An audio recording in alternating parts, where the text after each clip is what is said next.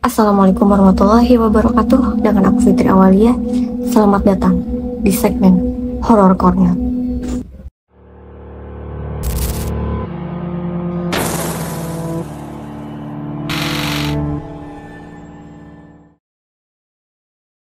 Di video kali ini, aku mau membahas satu kasus kriminal pembunuhan sadis yang terjadi di Amerika Serikat yang berakhir tidak diketahui siapa pelakunya. Dengan tidak terpecahkannya satu kasus kriminal, sering disebut dengan cold case.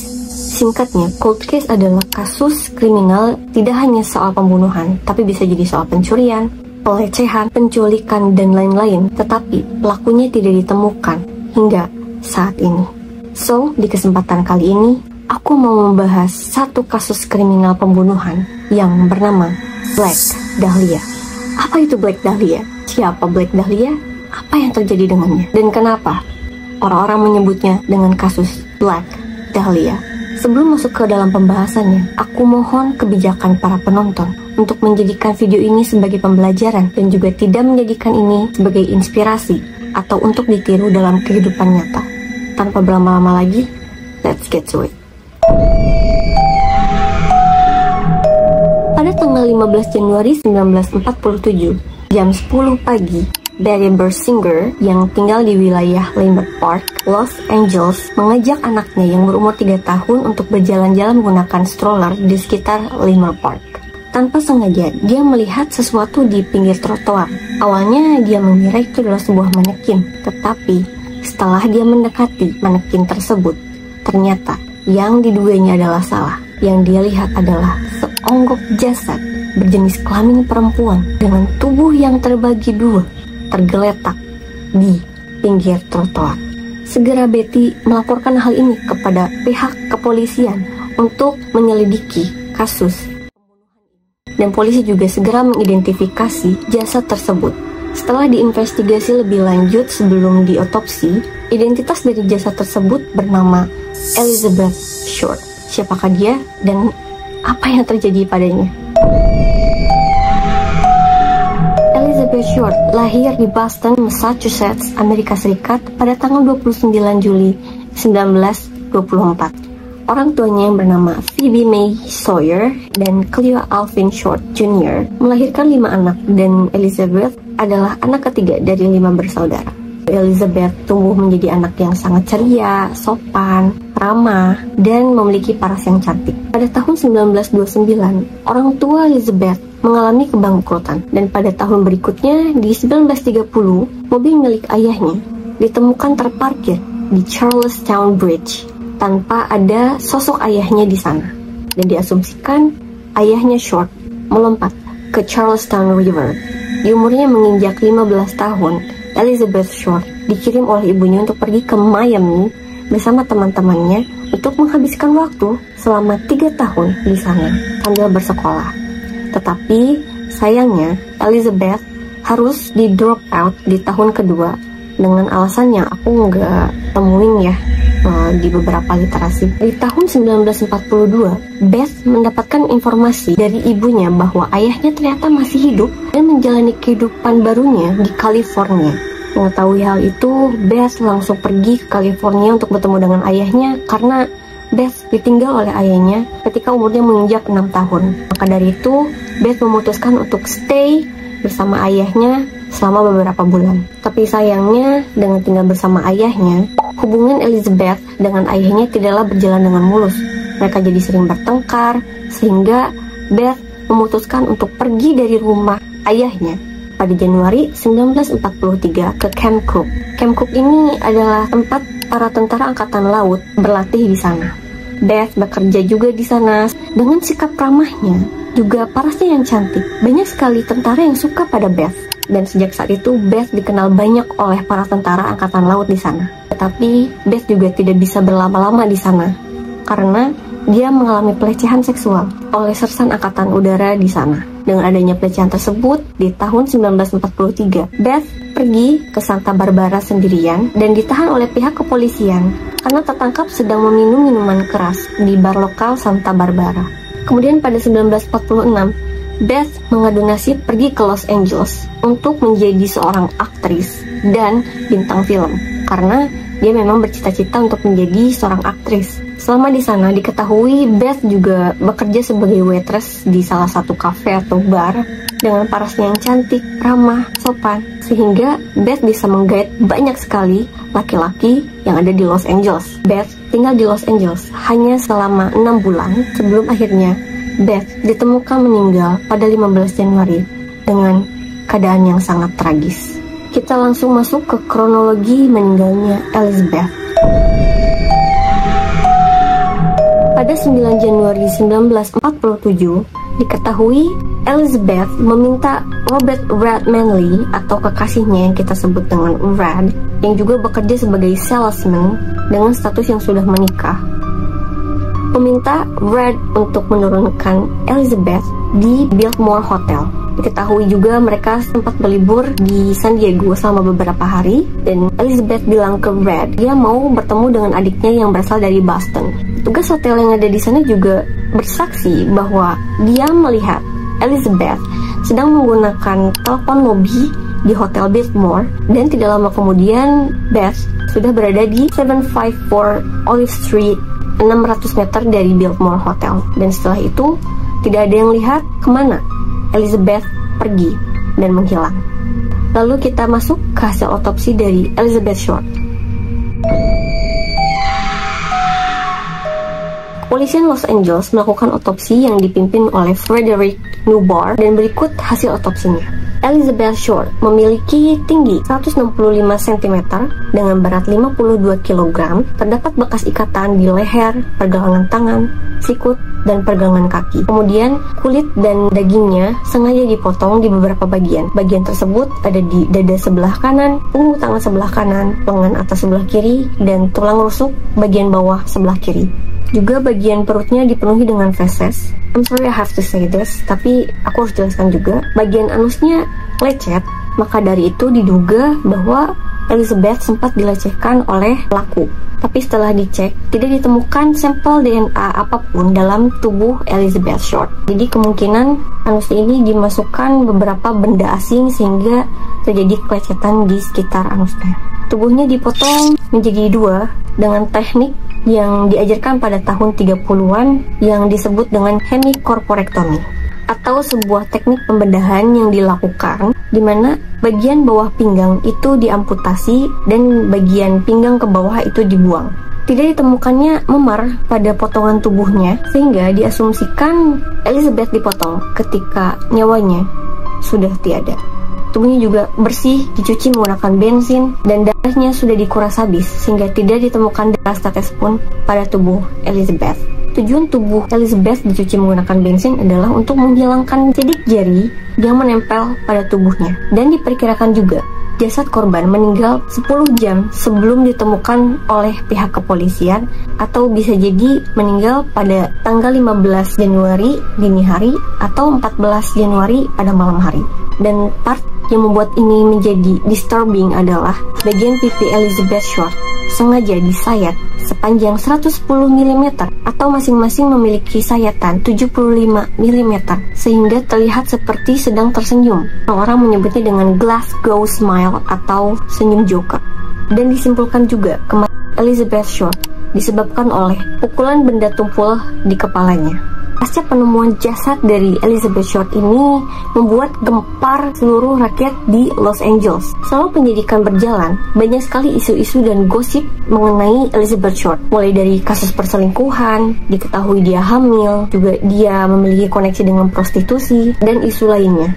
Selain itu, dengan adanya kasus penemuan jasad Elizabeth, orang-orang dan media massa menyebut kasus ini menjadi Black Dahlia.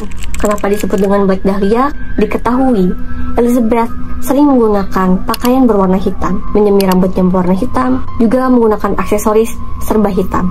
Selain itu, dengan adanya film The Blue Dahlia setahun sebelum ditemukannya jasad Elizabeth Short, membuat orang-orang menjuluki penemuan Elizabeth Short menjadi Black Dahlia. Lalu kita akan masuk ke investigasi kepolisian terhadap beberapa list nama yang menjadi terduga pelaku atas kasus pembunuhan tragis Elizabeth Short atau Black Dahlia. Pada tanggal 21 Januari 1947, pasca penemuan jasad Elizabeth Short, ada seorang anonim menelepon kantor The Examiner yang mengaku sebagai Black Dahlia dan akan menyerahkan diri kepada kepolisian segera. Tapi setelah ditunggu, sang penelpon tidak muncul sama sekali hingga pada tanggal 24 Januari 1947, The Examiner menerima paket mencurigakan dari seorang anonim lagi ke kantornya. Isi paket tersebut berupa lampiran surat yang tidak ditulis tangan, melainkan menggunakan clipping koran atau sering disebut dengan surat kaleng yang berisi Dahlia's belongings atau barang-barang milik Dahlia. Paket tersebut berisi akte lahir milik Elizabeth Short, kartu bisnis miliknya, lalu foto, nama-nama yang ditulis di secari kertas, dan buku dengan nama Mark Hansen di sampul depannya. Dan tentu saja isi paket tersebut dibersihkan menggunakan bensin sehingga tidak ditemukan satu sidik jari pun pada paket tersebut. Pada hari yang sama ketika paket diterima, di lokasi kejadian jasad Elizabeth Short ditemukan tas dan sepatu yang diduga milik Elizabeth Short yang dicuci menggunakan bensin di atas tong sampah di lorong Norton Avenue 3 km dari TKP. Pada tanggal 26 Januari, kantor The Examiner menerima surat lagi. Yang kali ini suratnya berupa tulisan tangan yang berisi, "Inilah dia, akan menyerahkan diri di hari Kamis 29 Januari jam 10 pagi. Aku telah selesai bersenang-senang dengan polisi." Pengirim juga menuliskan di mana dia akan menyerahkan diri kepada kepolisian, dan pada tanggal 29 Januari, polisi sudah menunggu di lokasi, tetapi sang pengirim tidak juga muncul. Sampai jam 1 siang, The Examiner mendapatkan surat kaleng lagi yang berisi, "Berubah pikiran. Kamu tidak akan memberikan kesepakatan yang bagus atau imbang, di mana kembali kepolisian tidak menemukan titik terang pada kasus ini." Total 750 penyidik, 400 sheriff, dan 250 petugas patroli dikerahkan untuk menangani kasus ini dan menyisir seluruh wilayah Los Angeles, dan diharapkan menunjukkan beberapa petunjuk untuk mengatasi kasus Black Dahlia ini.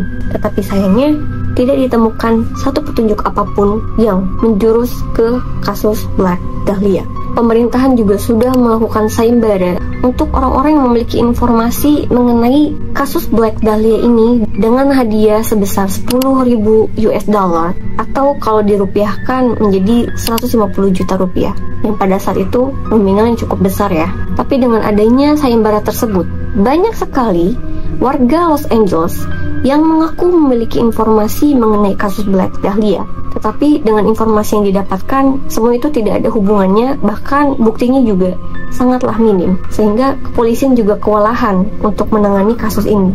Sekarang, kita masuk ke list terduga pelaku dari kasus Black Dahlia.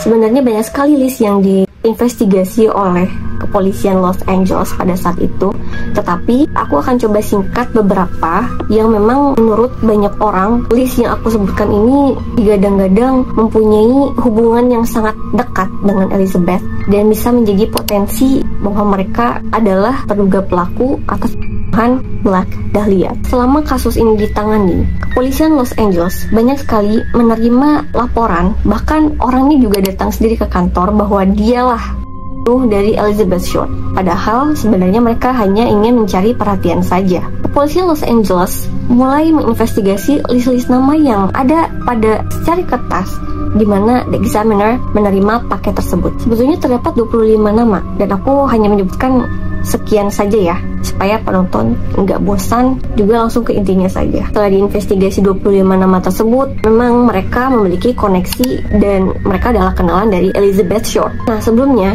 Robert Red Manley atau kita sebut dengan Red pada tanggal 20 Januari diinvestigasi oleh polisi karena dia adalah orang yang terakhir kali melihat Elizabeth masih hidup. Dia mengakui bahwa ya, dia telah bertemu dengan Elizabeth, sempat berlibur di San Diego beberapa hari. Dia juga mengakui bahwa dia menurunkan Elizabeth Short di Biltmore Hotel. Ketika polisi juga memperlihatkan pakaian milik Elizabeth Short, Red mengakui bahwa iya, pakaian tersebut adalah milik Elizabeth. Tapi setelah diinvestigasi beberapa kali dan juga tes poligraf Red sama sekali tidak menunjukkan bahwa dia berbohong, sehingga bisa disimpulkan bahwa Red sama sekali tidaklah bersalah. Tetapi kepolisian juga tidak menyerah begitu saja. Red kemudian setuju untuk disuntikan serum kejujuran, dimana katanya serum ini memang membuat orang lain menjadi jujur. Tetapi setelah dicoba untuk diinvestigasi, Red ternyata sama sekali tidak menunjukkan atau mengakui bahwa dialah pembunuh dari Elizabeth Short, sehingga Red dihapus dari list terduga pelaku dan bebas. Kemudian polisi juga mulai menginvestigasi Mark Hansen, pemilik buku tersebut, pada tanggal 25 Januari 1947, di mana ternyata ditemukan bahwa Mark Hansen adalah seorang pemilik klub dan beberapa bioskop di wilayah Los Angeles. Dia memang mengakui berteman dengan Elizabeth, tapi menyanggah bahwa mereka berdua sempat berpacaran. Dia juga mengakui bahwa dia suka sekali dengan Elizabeth karena dia ramah, cantik, juga sopan. Lalu diketahui juga teman sekamarnya Hansen, Ann Toth, mendengar Elizabeth sempat bercerita tentang Hansen, sempat mengajak Elizabeth untuk berhubungan seks. Padahal Elizabeth mengaku bahwa dia menghindari hubungan seks sebelum menikah. Dan karena Beth juga mengklaim bahwa dirinya masih perawan, diduga Mark sangat terobsesi untuk bisa mendapatkan hati Elizabeth. Elizabeth hanya memanfaatkan Hansen hanya untuk mendapatkan koneksi dan uangnya saja. Apalagi Hansen dikenal memiliki koneksi dengan para aktris, dengan para petinggi di Los Angeles, sehingga itu yang membuat Elizabeth memanfaatkan Hansen untuk mencapai cita-citanya. Tapi dengan adanya statement tersebut, Hansen menyangkal bahwa dialah yang membunuh Elizabeth Short. Karena beberapa hari sebelum Elizabeth menghilang, Hansen mengaku tidak pernah bertemu lagi dengan Elizabeth selama beberapa hari. Dalam penyelidikan ini, banyak sekali kasus prostitusi yang terungkap ketika sedang menginvestigasi Mark Hansen. Salah satunya ditemukan juga ada hubungannya dengan Leslie Dwayne Dillon. Siapakah Leslie Dwayne Dillon? Tidak ada angin, tidak ada hujan. Leslie memberikan statement kepada FBI bahwa dia tahu apa yang terjadi pada Black Dahlia. Telah mengeluarkan statement bahwa kepolisian bertanggung jawab atas Black Dahlia, sehingga banyak yang menduga bahwa kepolisian sengaja membebaskan Dillon karena mereka takut kedok LAPD itu terbongkar. Berdasarkan statement dari Buzz Williams, yang mana ayahnya dulu sebagai pihak penyidik yang menangani kasus Black Dahlia, mengatakan bahwa Leslie diduga memiliki hubungan dengan Mark mengenai kasus dari Black Dahlia. Maka dari itu bisa jadi Leslie Dillon adalah kaki tangannya dari Mark Hansen. Selama penyelidikan terhadap Leslie Dillon, Dillon dengan sengaja menyampaikan statement kepada supir yang menjemputnya ketika dia mau diwawancara oleh pihak kepolisian, di mana Dillon menyampaikan statement tentang dua hal. Yang pertama adalah tato mawar milik Elizabeth Short sengaja dimasukkan ke dalam kemaluannya. Yang kedua adalah bulu kemaluannya juga dimasukkan ke dalam usus besar milik Elizabeth. Lalu sang supir beranggapan bahwa apakah informasi ini benar? Dan dari mana Dillon tahu dua informasi ini, sementara kepolisian sama sekali tidak mempublikasikan tentang adanya tato mawar atau bulu kemaluan milik Elizabeth yang dimasukkan ke usus besarnya. But to be fair, testimoni itu dibantah oleh pihak kepolisian setelah mendengar rekaman antara Leslie Dillon dengan supirnya. Karena hasil otopsi dari Black Dahlia tidaklah demikian. Kemudian detektif juga mewawancarai Dillon perihal daging yang dipotong dan dimasukkan ke dalam vagina. Jawaban dari Dillon ternyata berubah. Dillon hanya menjawab, ya kemungkinan besar daging itu dibuang ke toilet. Lalu diketahui juga Dillon sempat bekerja sebagai petugas pemakaman, sehingga tidak menutup kemungkinan bahwa Dillon sempat belajar cara memotong mayat dan cara untuk menguras habis darah dari mayat menggunakan selang. Dia juga memang mengakui memiliki ketertarikan dengan sadisme atau yang kita sebut dengan BDSM, tetapi Dillon menyangkal bahwa dialah yang membunuh Elizabeth Short karena dia sama sekali tidak memiliki hubungan apapun dengan Elizabeth Short. Dan banyak juga yang percaya bahwa Elizabeth dibunuh di Webster Motel, di mana Leslie Dillon juga menginap di sana. Berdasarkan kesaksian yang ditemukan oleh pemilik motel, pada tanggal 15 Januari di mana jasad Elizabeth ditemukan, di kamar nomor 3, ditemukan banyak sekali darah dan feses yang berceceran di kasur dan di kamar mandi. Entah kenapa cairan itu langsung dibersihkan, padahal sebenarnya itu bisa menjadi barang bukti. Tapi pihak kepolisian hanya memberikan hukuman kepada pemilik motel untuk menginap di penjara selama 1 malam saja. Padahal kalau masih ada sampel DNA tersebut bisa diteliti menggunakan teknologi modern saat ini untuk mengetahui apakah benar darah yang ada pada kasur di motel tersebut milik Elizabeth atau bukan. Motelnya dibiarkan begitu saja. Kepolisian juga sepertinya kelihatan menutup-nutupi akan kasus tersebut. Apakah pihak motel berusaha untuk menutupi kasus tersebut supaya motelnya masih bisa beroperasi? Kita tidak pernah tahu. Tapi bagaimanapun juga, pada akhirnya Hansen dirawat di rumah sakit akibat tembakan yang diderita di dadanya. Dan ketika di RS, ia menyebutkan nama Finis Brown, di mana Finis Brown adalah salah satu detektif yang menangani kasus Black Dahlia sejak awal. Ditanya oleh juri, kenapa dia tidak terlihat kaget ketika Hansen menyebut namanya Brown? Menjawab, ya saya memang tidak kaget karena saya memang terbiasa mendapatkan informasi tentang bisnis prostitusi di klub malamnya, dan itu bisa membuktikan bahwa Hansen memiliki keterkaitan dengan Finis Brown mengenai kasus pembunuhan dari Black Dahlia. Bisa jadi. Dan Finis juga bekerja sama dengan Hansen untuk mendapatkan informasi mengenai mafia-mafia yang ada di seluruh Los Angeles. Secara Hansen adalah orang yang berkepentingan banyak dan memiliki hubungan-hubungan dengan petinggi-petinggi di seluruh wilayah Los Angeles. Tapi sekali lagi, Mark Hansen dihapus dari list terduga pelaku karena bukti-bukti yang menunjukkan dirinya sebagai pelaku dari pembunuhan Black Dahlia ini sangatlah minim. Lalu bagaimana dengan Leslie Dillon? Sama, Leslie Dillon juga dihapus dari list terduga pelaku karena buktinya terlalu minim. Jadi menurut kalian, apakah Mark dan Leslie merupakan pembunuh dari Black Dahlia? Atau Hansen hanya terafiliasi atas pembunuhan Black Dahlia? Tidak ada yang tahu. Ditemukan catatan bundir yang dituliskan menggunakan pensil di secari kertas. Isi catatan tersebut berisi, untuk siapapun, aku telah menunggu polisi untuk menangkap aku terkait kasus pembunuhan Black Dahlia. Tapi tidak kunjung juga. Aku terlalu pengecut untuk menyerahkan diri. Jadi ini adalah jalan terbaik untukku. Aku tidak bisa menahan diriku untuk itu dan ini. Maafkan aku, Mary. Terduga pelaku yang terakhir ini adalah George Hodel